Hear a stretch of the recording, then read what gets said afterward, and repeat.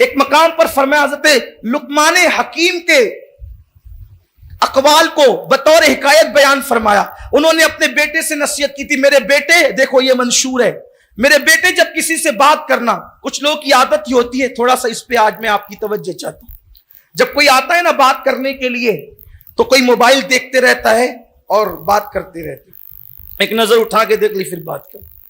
یعنی انسان کی قدر ہی نہیں ہے. حضور کی سنت ہے, جو بھی آتا تھا حضور اس کی طرف مکمل مخاطب ہوتے تھے. پھر کچھ لوگ ایسے ہوتے ہیں وہ جو ہے نا پیشانی پر بل لے کر کے بات کرتے ہیں, مومن کا انداز نہیں. کچھ لوگ اپنے چہرے اتار کر بات کرتے ہیں, کچھ ادھر رک کر کے کچھ ادھر رک کر کے بات کرتے ہیں. یہ اپنی بڑائی کے لیے لوگ کرتے ہیں. بڑا وہ نہیں ہے جو قرآن سے پھر گیا, بڑا وہ ہے جو قرآن میں ڈوب گیا. یہ کیا تم نے بڑائی کا معیار کا. حضور علیہ السلام نے فرمایا جس سے بات کرو اس کی طرف مکمل مخاطب ہو جاؤ. کتاب دیکھ کر کسی سے بات کرنا, موبائل دیکھ کر کسی سے بات کرنا, یہ اسلامی انداز گفتگو نہیں.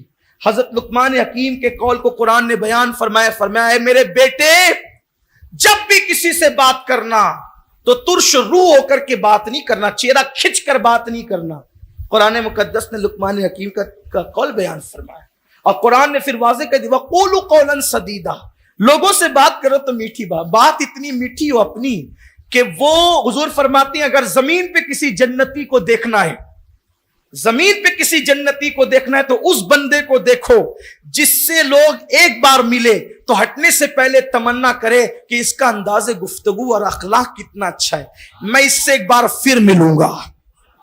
یعنی ہٹنے سے پہلے لوگ تمنا کرے کہ ایک بار, کیا پھول چڑھتے ہیں گفتگو سے. حضور فرماتے ہیں ایسا بندہ زمین کے اوپر جنتی ہے. لیکن یہاں تو بات کرنے کا سلیقہ بھی ختم ہے.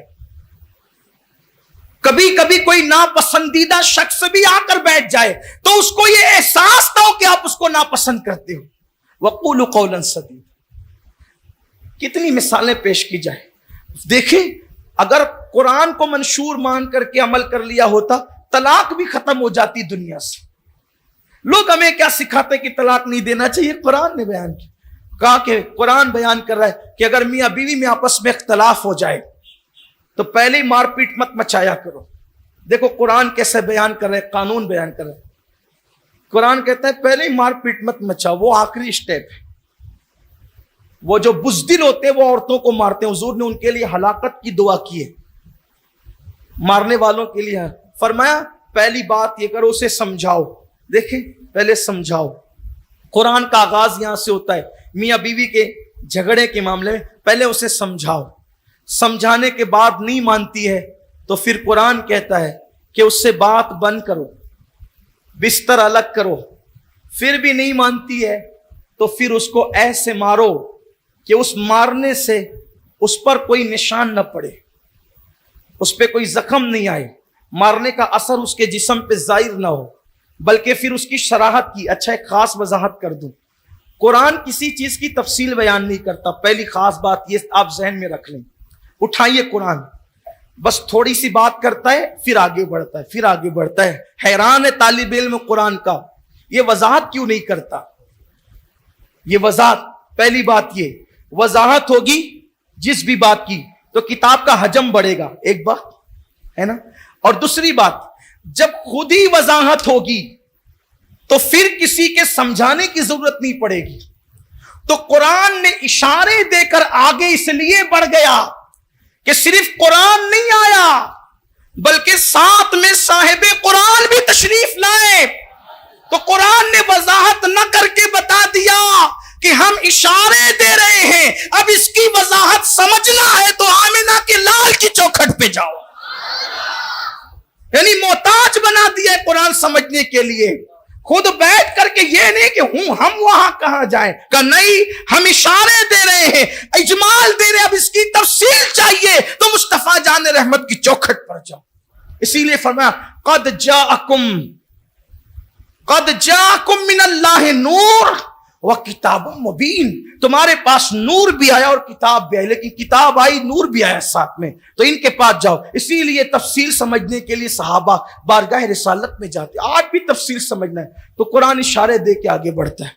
تو عرض یہ کر رہا تھا کہ قرآن نے کہا کہ پھر اس کو اس طرح مارو. اب مارو کس طرح؟ حضور نے فرمایا مسواک سے مارو. کس سے مارو؟ ڈنڈے سے نہیں, پٹے سے نہیں, چپل جوتے سے نہیں. قرآن کہتا ہے آخری سٹیپ ہے, پہلے بات بند کرو, نہیں مانتی ہے, پہلے سمجھاؤ, نہیں مانتی, بات بند کرو, بستر رکھ کرو, پھر اس کو مارو. مارنے کی نوبت ہے مسواک. اب مسواک کے لیے قانون دے دیا حضور نے, فرمایا چھوٹی سے چھوٹی چھنگلیا کی طرح ہو اور موٹی سے موٹی انگوٹھے کی طرح ہو. اس سے موٹی مسواک سنت کے مطابق نہیں ہے. مطلب کوئی کتنا بھی آدمی موٹی استعمال کرنا چاہیں تو وہ انگوٹھے سے موٹی استعمال, کیونکہ وہ سنت کے مطابق کم, چھوٹی سے چھوٹی. کچھ لوگ اتنی باریک لے کر کے منہ میں دبا کے گھومتے, ایسا لگتا ہے کہ خلال تو نہیں کر رہا ہے. یہ سب اپنی مرضی پہ چلنا. اتنی باریک مسواک نہ ہو, مسواک کم سے کم آپ کی چھنگلیا کی طرح, زیادہ سے زیادہ آپ کے انگوٹھے مارو مسواک سے. اب بتائیں یہ انگوٹھے کی مسواک. اور پھر یہ بھی ہے کہ یہ مسواک اتنی چھوٹی ہو جائے کہ استعمال کے قابل نہ رہے تو رکھ دو. بڑی سے بڑی کتنی ہوگی؟ نئی جب مسواک آئے گی, چلے کوئی سوچے کہ چلے مسواک اسے مارنا تو نئی لا کے مارے, تو بڑی سے بڑی پھر فرما دیا کہ ایک بالش تو ہونی چاہیے. ایک بالش سے بڑی نہیں ہو سکتی مسواک. اب ایک بالش تو کیوں انگوٹھے کے مطابق ہو تو کیا مار پڑے گی؟ یہ ہے اسلامی اصول.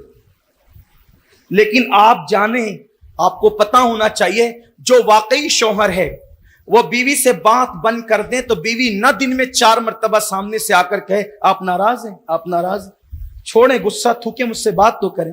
یہ عورتوں کا مزاج ہے, وہ شوہر کے بغیر نہیں رہ سکتی. اسلام نے جتنی بات بتائی کوئی اسی پہ عمل کر لیتا, لیکن نہیں کرتے. شروعات ہی مار پیٹ سے ہوتی ہے اور اختلافات کی آگ لگتی ہے. یہ قرآن کا منشور ہے. ہم نے قرآن کو کیا سمجھا؟ تیجے پہ پڑھی جانے والی کتاب, 40 سے پڑھی جانے والی کتاب, بیٹی کے جہیز میں دی جانے والی کتاب, اور جھگڑے کے اندر جس کی قسم کھائی جائے وہ کتاب. لا قرآن, ممبر پہ چل کے قرآن اٹھا, یہ ہے. سیاسی لیڈران اسٹیج پہ کہتے ہیں تو اس سے کہو کہ وہ ممبر پہ چڑھ کے قرآن اٹھائیں. جھگڑے والے راستے میں کہتے ہیں ممبر پہ چڑھ کے اس کو وہ لوگ قرآن اٹھائیں. او ممبر پہ قرآن اٹھانے والوں, قرآن پڑھنے کے لیے کتنی بار اٹھائے یہ بتا. قرآن پڑھنے کے لیے کتنی بار اٹھائے یہ بتا. قرآن قسم کے لیے رہ گیا, قرآن جہیز کے لیے رہ گیا, قرآن صرف تیجی اور 40ویں کے لیے رہ گیا. کتاب کس لیے آئی تھی اس کو کیا کر دیا؟ میں منکر نہیں ہوں, بالکل قرآن سے ایصال ثواب کیا جانا چاہیے, کیا جا سکتا ہے, لیکن قرآن صرف قرآن خانیوں کے لیے نہیں ہے. قرآن مقدس سمجھ کر اسے اپنی زندگی میں اتارنے کے لیے یہ منشور ہے. جس دن مسلمان نے قرآن کو اپنے ہاتھ میں یوں تھام لیا کہ یہ قرآن میری زندگی کے لیے نازل ہوا ہے, جیسے صحابہ نے تھاما تھا, اللہ نے جیسے ان بوریا نشینوں کو کائنات کا امام بنا دیا تھا, آج بھی اللہ تمہیں امامت عطا فرمائے.